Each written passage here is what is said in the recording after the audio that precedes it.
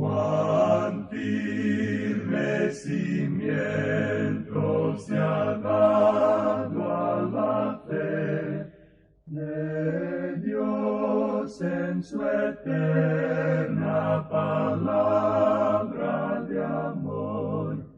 Con el propósito de compartir con usted las inmutables verdades de la palabra de Dios, presentamos A través de la Biblia, un estudio detallado y sistemático de toda la Biblia que le ayudará a conocer lo que Dios ha revelado para nuestro provecho espiritual.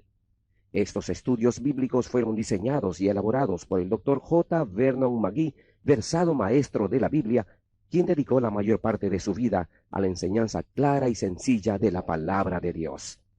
Acompáñenos, pues, mientras avanzamos en nuestro recorrido a través de la Biblia. Cuán firme cimiento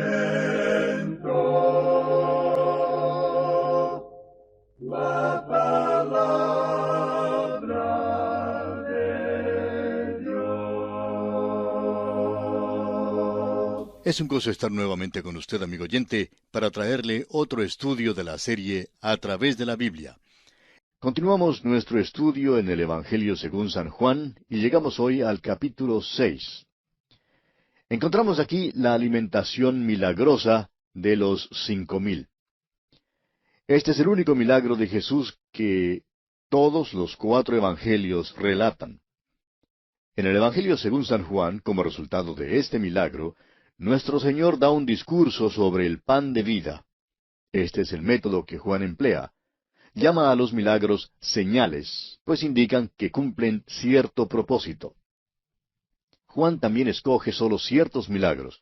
Usted recordará que Juan dijo allá en el capítulo 20, versículos 30 y 31, hizo además Jesús muchas otras señales en presencia de sus discípulos, las cuales no están escritas en este libro, pero éstas se han escrito para que creáis que Jesús es el Cristo, el Hijo de Dios, y para que creyendo tengáis vida en su nombre. En verdad, esta es la clave del Evangelio según San Juan. Bien, entremos entonces en nuestro estudio de este capítulo 6, que como dijimos, trata el 4º milagro anotado por Juan, o sea, la alimentación de los 5,000. Leamos el primer versículo. Después de esto, Jesús fue al otro lado del mar de Galilea, el de Tiberias. Ahora, ¿después de qué? Bueno, después de los sucesos anotados en el capítulo 5. Jesús se había apartado de Jerusalén y al parecer había venido al lado oriental del río Jordán. Ahora cruza el mar de Galilea y llega a la región del norte. Aparentemente esto ocurrió como 6 meses a 1 año después de los eventos del capítulo 5 y como 1 año antes de su crucifixión. La manera en que podemos fechar estos eventos es según las fiestas que Juan menciona. Como ya hemos dicho, Juan relaciona el Evangelio con un calendario y un mapa de la topografía de la tierra. De esa manera, Juan explica que Jesús, el que vino de la gloria del cielo, el Verbo que fue hecho carne, el que habitó entre nosotros, caminó junto al mar de Galilea y fue hasta Caná, a Nazaret, a Capernaum, a Bethsaida, a Jerusalén, a Decápolis, etc. Por eso leemos aquí que Jesús se fue al otro lado del mar de Galilea. Ahora pasemos hasta el versículo 4. Y estaba cerca la Pascua, la fiesta de los judíos. Al parecer, Jesús había vuelto a la tierra de Galilea porque en el capítulo 5 había estado en Jerusalén, entrando por la puerta llamada de las ovejas. Por tanto, hay cierto transcurso de tiempo hasta el capítulo 6, cuando Jesús fue al otro lado del mar de Galilea. Volvamos ahora al versículo 2. Y le seguía gran multitud porque veían las señales que hacía en los enfermos.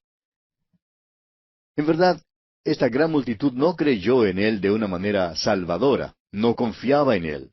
Tenía interés en sus milagros y querían hacerle su rey porque él había llenado sus estómagos. Pero amigo oyente, él no va a ser el rey de su estómago. Él es el rey y el señor de nuestras vidas y corazones. Este es el motivo por el cual Juan había dicho allá en el principio que Jesús no tenía necesidad que nadie le diera testimonio del hombre, pues él sabía lo que había en el hombre. No se fiaba de la multitud en Jerusalén, ni tampoco se fiará de esta multitud que ahora se reúne alrededor de él. El mayor interés era y es una curiosidad por ver los milagros que hacía. Leamos ahora el versículo 3. Entonces subió Jesús a un monte y se sentó allí con sus discípulos. El lugar que se señala aquí no es realmente lo que nosotros llamaríamos un monte. Es que en aquella tierra, 1000 metros es la altura máxima de los cerros, pero aún así son muy escarpados. El monte, que hoy en día señalan como el monte mencionado en este versículo, es un sitio muy bello, y bien pudo haber sido el lugar donde Jesús alimentó a los 5000. Es un monte situado cerca de la ciudad de Capernaum. Pues bien, Jesús se subió a ese monte y se sentó allí con sus discípulos. La Pascua estaba próxima. Pasemos ahora al versículo 5. Cuando alzó Jesús los ojos y vio que había venido a él gran multitud, dijo a Felipe, ¿de dónde compraremos pan para que coman estos? Felipe era muy quieto, nunca tenía mucho que decir. Nuestro Señor trató de hacerle hablar en esta ocasión en particular. Usted notará que al parecer Felipe y Andrés se habían juntado. Hallamos a Andrés en el versículo 8, dice, uno de sus discípulos, Andrés, hermano de Simón Pedro, le dijo. Ahora Andrés y Felipe evidentemente eran hombres muy activos, muy ocupados, pero simplemente no hablaban mucho. No se oye hablar a ninguno de los dos. Sin embargo, Andrés es quien trajo a Simón Pedro al Señor, y usted notará más adelante que los griegos vinieron a Felipe y a Andrés cuando querían ver a Jesús. Felipe se juntó con Andrés para enterarse de lo que debían hacer. Por tanto, aquí los hallamos juntos. Ahora, ¿será que nuestro Señor está pidiendo consejo? Amigo oyente, permítanos decirle que Él nunca pidió consejo a nadie. ¿No se ha fijado usted ya en cuanto a esto con respecto a su ministerio? ¿Por qué entonces le hizo esta pregunta a Felipe? Bueno, veamos el versículo 6. Pero esto decía para probarle, porque él sabía lo que había de hacer. Estaba probando a Felipe. De modo que Felipe contempló esa multitud que llegaba a 5000 hombres, además de miles de mujeres y niños. Calculamos que debe haber habido allí unas 15000 personas por lo menos. Amigo oyente, esa era una multitud regular, especialmente en aquella tierra y en aquel entonces. Cuando Felipe la vio llegando, no estaba pensando en ningún milagro. Leamos el versículo 7. Felipe le respondió, 200 denarios de pan no bastarían para que cada uno de ellos tomase un poco. ¿Cómo es que Felipe llegó a esa cantidad de dinero? ¿Qué quiso decir con 200 denarios? Bueno, creemos que eso era todo lo que tenían en la tesorería en aquel entonces. Probablemente Judas había dado su informe de tesorería aquella mañana, y eso era todo lo que tenían. Felipe miró pues a esa multitud y luego pensó en lo que tenían en la bolsa de la tesorería y dijo que 200 denarios de pan, pues no sería suficiente para que toda esa multitud comiera. Un denario valía aproximadamente de 16 a 20 centavos de dólar. Aquellos 200 denarios, pues, habrían tenido valor entre 30 y 40 dólares. Amigo oyente, no les era posible alimentar a 15,000 personas con solo 40 dólares. Los otros evangelistas nos dicen que los discípulos trataron de aconsejar al Señor Jesús. Quisieron ser miembros de la junta directiva. Le dijeron, ¿por qué no mandas que se vaya la multitud? Pero nuestro Señor les respondió, no voy a mandar que se vayan. Voy a mandar que se sienten en grupos y voy a darles de comer. Usted puede leerlo en el Evangelio según San Lucas capítulo 9. Estos mismos hombres que se habían postulado a sí mismos a la junta directiva, luego los vemos desempeñando el papel de camareros sirviendo a la multitud. Y eso es lo que debían de haber estado haciendo todo el tiempo. Quisiéramos ahora decir algo que nos encontramos en una posición de decirlo. Hay demasiados hombres en la iglesia hoy en día que desean tener un puesto oficial, quieren servir en la mesa directiva, quieren mandar lo que hable el pastor. Pero muchas veces, en primer lugar, no tienen la información que necesitan tener. En segundo lugar, no tienen el discernimiento espiritual y sin embargo quieren hablar. No se dan cuenta de que ellos son los que deben hacer la obra del ministerio. Deben estar testificando para el Señor y sirviendo el pan de vida eterna. Pero por lo general, no están testificando para nada. De modo que el Señor le da la motivación para que hable Felipe, y Felipe dice que no tienen suficiente dinero para comprar pan para toda esa multitud. Felipe y Andrés estaban juntos, y Andrés es el que habla ahora. Leamos el versículo 9. Aquí está un muchacho que tiene 5 panes de cebada y 2 pececillos. Mas, ¿qué es esto para tantos? ¿Se da cuenta? Andrés había estado caminando entre la multitud y había estado estudiando la situación. ¿Puede usted ver allí a Andrés y a Felipe juntos? Felipe dice que el dinero en la tesorería no era suficiente para alimentar a toda esa multitud. Andrés, por su parte, dice que todo lo que pudo encontrar era un muchachito con 5 panes de cebada y 2 pececillos. Ahora, recuerde usted que no se trata aquí de los grandes panes de molde que se venden ahora en los supermercados. Era más bien como los pancitos que se compra por docena, o de aquellos que se usan para las hamburguesas. Eso era todo lo que el pobre Andrés había podido encontrar. Y por tanto se abatió y pregunta, ¿qué es esto para tantos? Ahora leamos el versículo 10. Entonces Jesús dijo, haced recostar la gente. Y había mucha hierba en aquel lugar, y se recostaron como en número de 5,000 varones. Permítanos dirigir su atención ahora sobre el hecho de que había allí 5,000 hombres. Creemos que sería posible juntar una mujer y un niño con cada hombre y llegar así a la cifra de unas 15,000 personas. Ahora, el Señor Jesús alimentará a la multitud. Y aquí hay algo que creemos es interesante. Si usted tiene 15,000 personas para darles de comer, eso de veras es una responsabilidad grande. Si tiene 5 panes y 2 pececillos, más los 200 denarios, que igualan a unos $40, entonces, amigo oyente, estos son los recursos disponibles. Y permítanos decir que si un comité hubiera entregado un informe de aquellos saberes y de aquella responsabilidad, quizá habrían dicho, no hay nada que se pueda hacer. Alguien ha definido a un comité como un grupo de personas las cuales individualmente no pueden hacer nada, pero que juntas pueden decidir que nada se puede hacer. O también que un comité es un grupo de personas que anotan las minutas y desperdician las horas. Pues bien, aquí está el informe del comité. Tenemos 200 denarios, 5 panes y 2 pececillos. Pero son 15,000 personas las que tienen hambre. Pues no podremos hacer nada.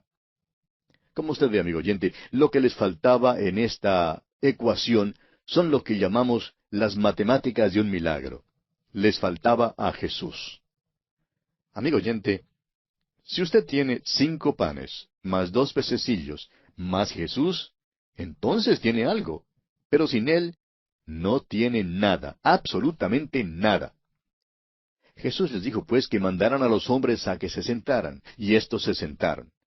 Ahora el evangelista Marcos enfatiza en su relato el hecho de que se sentaron por grupos, es decir, cada uno de los grupos de personas que habían venido de cierta región, todos se sentaron juntos. Puede que se hayan distinguido estos grupos por sus vestidos de cierto color que indicase su región. El caso es que todo lo que hizo nuestro Señor fue hecho decentemente y con orden. Creemos que si usted pudiera haber estado sentado en esa colina, al otro lado de donde estos grupitos se sentaron, habría visto algo muy bello. Debió haber sido hecho con orden porque era nuestro Señor quien lo hacía. Continuemos leyendo ahora los versículos 11 al 13 de este capítulo 6 del Evangelio según San Juan. Y tomó Jesús aquellos panes, y habiendo dado gracias, los repartió entre los discípulos, y los discípulos entre los que estaban recostados, asimismo de los peces, cuanto querían. Y cuando se hubieron saciado, dijo a sus discípulos, recoged los pedazos que sobraron, para que no se pierda nada. Recogieron pues, y llenaron 12 cestas de pedazos, que de los 5 panes de cebada sobraron a los que habían comido. Un profesor universitario de estos liberales, es decir, que no creen en todo lo que Dios ha dejado revelado aquí en su santa palabra, trató de explicar una vez este milagro. Y dijo que era que los discípulos previamente habían reunido estos panes y peces y que los habían guardado en una cueva a fin de que el Señor Jesús simplemente se volviera atrás hacia aquella cueva y luego los discípulos pues simplemente se los pasaban debajo de su brazo, bajo su túnica suelta. Algo así como si fuera un tipo de truco, una abracadabra y luego lo escribió. Lo único que aquella explicación tenía de malo era que no era práctica. Necesitamos tener más fe para creer tal supuesta explicación en vez de aceptar los hechos tal como realmente ocurrieron. En primer lugar, permítanos preguntarle, amigo oyente, ¿dónde en aquella región encontrarían una panadería que pudiera preparar tantos panes? ¿Y dónde conseguirían tantos peces en tan poco tiempo para esta ocasión? No tenemos indicio alguno de que Andrés y Pedro hubieran estado pescando. Esta explicación, pues, es tan absurda como ridícula, como usted bien puede verlo. La explicación entonces es que aquí ocurrió un milagro. Cuando usted incluye a Jesús en esto y lo suma en la columna de los saberes, usted tiene más de lo suficiente. El hecho es que tiene 12 cestas de pedazos que sobran. Ahora eso no quiere decir que eran migajas. Hay quienes creen que quizá una persona mordía un sándwich y al ver otro más grande, pues ponía el que había mordido a un lado para coger el más grande, y así los pedazos serían aquellos sobrantes que habían sido comidos parcialmente. Pero eso no es verdad, amigo oyente. Había 12 cestas de sobrantes que no habían sido tocados. Ahora, ¿sabe usted lo que eso significa? Significa que la multitud tomó todo lo que quiso comer. Y no nos olvidemos que muchos hombres de aquel entonces sufrían hambre. Había muchos entre la multitud aquel día y en aquella tierra que por primera vez en sus vidas llenaron de veras sus estómagos. ¿No ve usted, amigo oyente, que cuando el Señor Jesús hace algo, lo hace bien? Continuemos entonces con los versículos 14 y 15 de este capítulo 6 de Juan. Aquellos hombres entonces, viendo la señal que Jesús había hecho, dijeron, Este verdaderamente es el profeta que había de venir al mundo. Pero entendiendo Jesús que iban a venir para apoderarse de él y hacerle rey, volvió a retirarse al monte él solo. Vemos aquí, sin lugar a dudas, que estaban siguiendo a Jesús porque hacía milagros. Y creemos que para poder salir de aquella multitud, Jesús hizo otro milagro. La razón por la cual se apartó de la multitud era porque querían hacerle rey. Ahora alguien dirá, bueno, ¿y no es rey? Sí, es verdad que vino como rey para ser rey. Eso es verdad. Pero esta no es la ruta por la cual llegaría a su majestad. Amigo oyente, no es mediante el estómago lleno. Es mediante el corazón obediente. Será sobre obedientes que él reinará. Y de paso, notemos que ellos también tendrán el estómago lleno. Amigo oyente, no carecerán de nada. Pero esa no es la ruta por la cual Jesús llega a su majestad. Recuerde lo que aprendimos allá en el capítulo 2 de este Evangelio de Juan, versículo 25. Dice, y no tenía necesidad, es decir, Jesús no tenía necesidad de que nadie le diese testimonio del hombre, pues él sabía lo que había en el hombre. Los hombres hoy en día todavía quieren tener un rey que les dé pan. Nuestro Señor no hará eso. Aunque ha alimentado a esta multitud y ha suplido su necesidad y la ha atendido, no será soberano según los términos de la multitud. Amigo oyente, la única manera en que Él vendrá a usted y a mí es según sus propias condiciones y no las nuestras. Debemos venir a Él según sus términos y satisfacer sus requisitos. Leamos ahora los versículos 16 hasta el 21 de este capítulo 6 del Evangelio según San Juan. Al anochecer descendieron sus discípulos al mar, y entrando en una barca iban cruzando el mar hacia Capernaum. Estaba ya oscuro, y Jesús no había venido a ellos. Y se levantaba el mar con un gran viento que soplaba.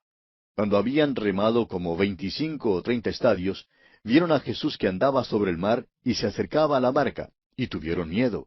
Mas él les dijo, Yo soy, no temáis. Ellos entonces con gusto le recibieron en la barca, la cual llegó enseguida a la tierra a donde iban. Los otros evangelistas nos dicen que enseguida hizo a los discípulos entrar en la barca para cruzar el mar, mientras que él subía al monte para orar. Ya hemos mencionado que Jesús estaba en las inmediaciones de los cerros de Golán y que estos tienen unos 1000 metros de altura. Un viento de aquellos que viene de sopetón apareció en el mar de Galilea. Y le digo, amigo oyente, que esta era una verdadera tempestad. Cuando ya estaban a unos 25 a 30 estadios en el mar, ya estaban a medio camino. Fue en medio del mar que vieron caminar a Jesús sobre el agua. Y tuvieron miedo porque no le conocieron. Y esto es algo, no le reconocieron de ninguna manera. Los críticos que pregonan una teología liberal tratan de explicar este milagro, diciendo que la barca permanecía en la tierra y que, por lo tanto, Jesús en realidad andaba por la orilla, pero que los discípulos creían que estaba caminando sobre el agua.